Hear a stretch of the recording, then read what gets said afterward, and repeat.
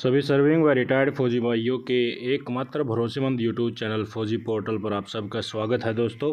और इस वीडियो में जो जानकारी मैं आपको देने वाला हूं वो आपके लिए बहुत ही ज़्यादा महत्वपूर्ण है, इंफॉर्मेटिव है और अपनी पूरी फैमिली को अपने कई पीढ़ियों तक सेटल करने में आपकी मदद करने वाली है। जी हाँ दोस्तों, बिल्कुल सही सुना आपने। जो पेट्रोल पंप डीलरशिप होती है और एलपीजी गैस डीलरशिप होती है वो हमारे एक्स सर्विसमैन को, भूतपूर्व सैनिकों को, उनके फैमिली मेम्बर्स को, उनके डिपेंडेंट्स को, उनके स्पाउस को कैसे मिलेगी, ये इस बारे में हम आपको बताएंगे। आपको पता होगा आसपास कोई भी गैस एजेंसी या पेट्रोल पंप होगी, उसका ओनर्स कोई एक्स सर्विसमैन का डिपेंडेंस हो सकता है, कोई हमारा फौजी भाई शहीद हुआ है उनके स्पाउस हो सकते हैं, ये तमाम चीज़ें। और उसके अलावा एक्स सर्विसमैन की कौन कौन सी कैटेगरी है जो इसका फ़ायदा उठा सकते हैं और किस टाइम पर उठाना है। और पहले आओ पहले पाओ के केस में एक नॉर्मल एक्स सर्विसमैन इस सुविधा का फ़ायदा उठा सकता है या नहीं उठा सकता, वो भी इस वीडियो में मैं आपको बताने वाला हूं। तो देखिए टाइटल आप यहां से देख सकते हैं, petrol pump dealership in defence quota. इसका क्या क्या एप्लीकेशन प्रोसीजर है ये मैं आपको बताना चाहूँगा। अगर हमारे कितने एक्स सर्विसमैन हैं, उनमें से कितने लाखों की मात्रा में हमारे पास जुड़े हुए हैं, एक भी एक्स सर्विसमैन को इसका फ़ायदा, इस वीडियो का फ़ायदा मिल जाता है तो ये समझो उसकी पीढ़ी पुश्तों तक सेटल हो जाती है। दोस्तों ये एक ऐसी स्कीम है दोस्तों, ऐसा वेलफेयर मेजर है जिसका फ़ायदा उठाकर एक एक्स सर्विसमैन बहुत ही ज़्यादा फ़ायदामंद और बहुत ही ज़्यादा मुनाफा कमा सकता है। दोस्तों आप देख सकते हैं गवर्नमेंट ऑफ इंडिया ने समय समय पर कई वेलफेयर स्कीम इंट्रोड्यूस की है हमारे एक्स सर्विसमैन पर्सनल के लिए, यानी कि एक्स आर्म फोर्सेस पर्सनल्स के लिए। और केंद्रीय सैनिक बोर्ड है, डीजीआर है, डायरेक्टर जनरल ऑफ रीसेटलमेंट है, और state authority have extended welfare measures for them. ये अथॉरिटी ने, जो केंद्रीय सैनिक बोर्ड होते हैं, डीजीआर होते हैं, ये एक्सटेंड करते रहते हैं जो जो ऊपर से गवर्नमेंट ऑफ इंडिया की वेलफेयर मेजर्स आते हैं। दोस्तों एलिजिबल कैटेगरी डिफेंस कम्युनिटी की उनका फ़ायदा उठा सकती हैं, पर फ़ायदा कब उठाएंगी? जब उनको इसके बारे में अवेयरनेस होगी, और आपको अवेयर करना हमारा काम है। और इस वीडियो में एलपीजी और पेट्रोल पंप के एलिजिबिलिटी के बारे में हम आपको अवेयर करने वाले हैं। दोस्तों तो नीचे मैं स्क्रॉल डाउन करता हूं और आपको एक एक डिटेल बताता हूं कि क्या क्या साइलेंट फीचर हैं एलपीजी और petrol pump outlet agency scheme के अंतर्गत। इस स्कीम के अंतर्गत मैं बता दूं दोस्तों, जितने भी पेट्रोल पंप डिस्ट्रीब्यूट किए जाते हैं या एलपीजी की यानी कि गैस एजेंसी डिस्ट्रीब्यूट की जाती है, उनमें से 8% का कोटा हमारे एक्स सर्विसमैन्स के लिए यानी कि डिफेंस कोटा है। उसमें फैमिली मेम्बर्स भी हो सकते हैं, एलिजिबल एक्स सर्विसमैन भी हो सकते हैं, विडो भी हो सकती हैं, डिपेंडेंट्स भी हो सकते हैं। ये और जो एलपीजी की डिस्ट्रीब्यूटरशिप और पेट्रोल डीजल का आउटलेट होगा उसमें जो कैटेगरी होती हैं, एक किसान सेवा केंद्र होते हैं, एसकेओ, एलडीओ, और इसके अंदर भी डिफेंस कोटा दोस्तों है। जैसे एक पर्टिकुलर कैटेगरी के अंदर रिजर्वेशन होता है, उसी प्रकार से इस कैटेगरी के अंडर भी डिफेंस कोटा उपलब्ध है।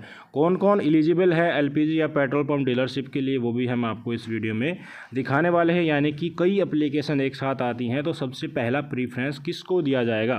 तो प्रथम रूप से जो प्रीफ्रेंस दिया जाएगा वो पोस्टह्यूमसली गैलेंट्री अवार्ड विनर्स के विडो या डिपेंडेंट को ही दिया जाएगा। यानी कि कोई हमारा फौजी भाई शहीद हो जाता है, उसके बाद उनकी जो स्पाउस है, उनकी विडो है, डिपेंडेंट्स है, और उनको उनके शहीद होने के बाद गैलेंट्री अवार्ड मिलता है, तो उनको सबसे प्रथम नंबर पर प्रायोरिटी दी जाएगी। दूसरे नंबर पर अगर वो ये केस अवेलेबल नहीं है, काफ़ी ज़्यादा एप्लीकेशन है, तो किसको प्रायोरिटी दी जाएगी? दूसरे नंबर पर दी जाएगी दोस्तों वार विडोज़ या डिपेंडेंट्स को। यानी कि कोई भी हमारा फौजी भाई लड़ाई में शहीद हो जाता है और उनको कोई भी अवार्ड बाद में नहीं मिलता है, तो उनके विडो डिपेंडेंट को दूसरे नंबर पर प्रायोरिटी दी जाएगी। तीसरे नंबर पर वार में एक्स सर्विसमैन डिसेबल हो जा सकता है और वो खुद अप्लाई करता है, तो तीसरे नंबर पर उसको प्रीफ्रेंस दी जाएगी। चौथे नंबर पर प्रीफ्रेंस किसको दी जाएगी? विडो या dependents of those who died in harness. कोई भी मुठभेड़ हो जाती है रिमोट एरियाज़ में, उस केस में अगर कोई भी फौजी भाई शहीद हो जाता है तो उसके डिपेंडेंट्स या विडो को ये चौथे नंबर पर प्रायोरिटी दी जाएगी। 5वें नंबर पर कोई भी हमारा एक्स-सर्विसमैन है, उसकी डिसेबिलिटी है और वो एट्रीब्यूटेबल टू मिलिट्री सर्विस है, चाहे वो डिसेबिलिटी पीस में हुई हो या हाई एल्टीट्यूड पे हुई हो या किसी भी छोटे मोटे दिनचर्या के काम करते होते हैं, डेली ड्यूटी जाना आना जाना, उस केसेस में भी अगर डिसेबिलिटी होती है पर वो मिलिट्री के कारण हो जाती है, एट्रीब्यूटेबल टू या एग्रेवेटेड बाय मिलिट्री सर्विस होते हैं, उन तमाम केसेस में आपको एक्स-सर्विसमैन को खुद को 5वें नंबर पर ये दी जाएगी प्रेफरेंस। अब बात आती है, अपनी एलिजिबिलिटी तो चेक कर ली, अप्लाई कैसे करना एलपीजी और पेट्रोल पंप डीलरशिप के लिए डिफेंस कोटा में। सबसे पहले तो जितनी भी ऑयल कंपनी है इस प्रकार की कोई भी डीलरशिप निकालती हैं तो न्यूज़पेपर में उसकी कटिंग आती है, उसके लिए अप्लाई किया जाता है। काफ़ी लोकेशंस का एक साथ आता है कि यहाँ लोकेशन में हम खोलना चाहते हैं, एलिजिबल कैंडिडेट्स हैं उनके लिए अप्लाई कीजिए।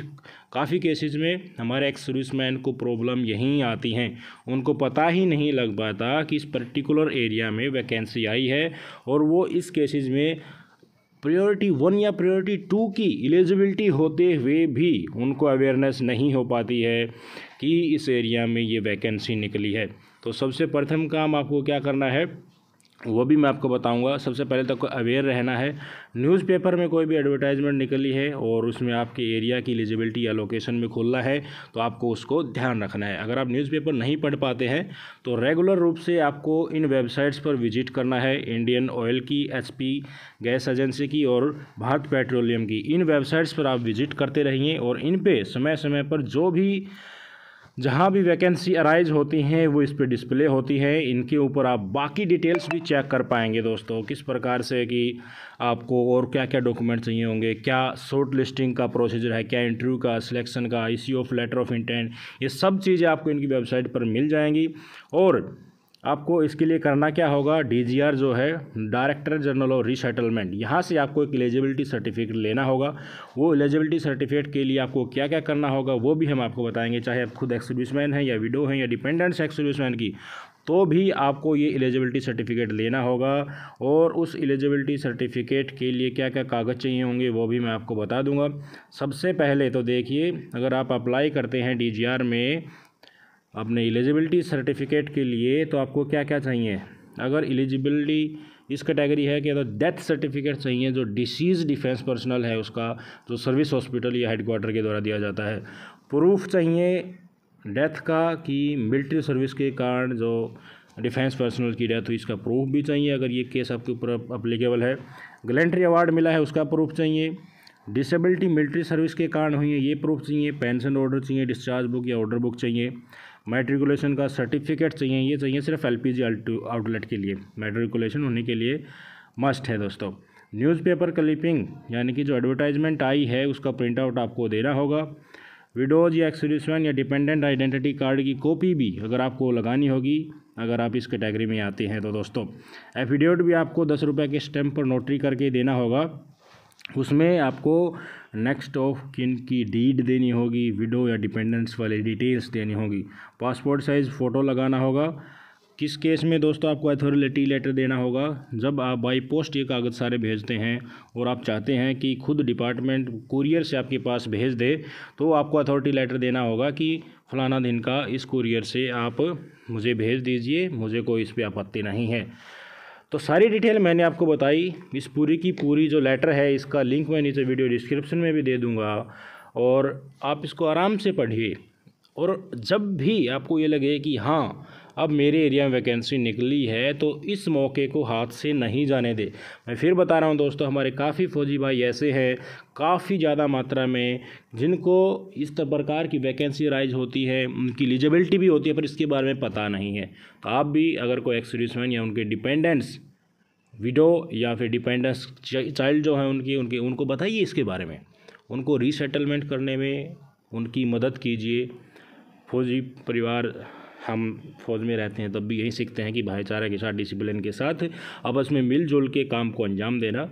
तो जो एलिजिबल आपके आसपास है उनकी भी मदद कीजिए, उनको भी बताइए। अगर आप खुद एलिजिबल हैं और आप इस वीडियो को सुन रहे हैं तो भी ये मौका मिलते ही आप हाथ से न जाने दें। आज की इस वीडियो में इतना ही था। जय हिंद, वंदे मातरम।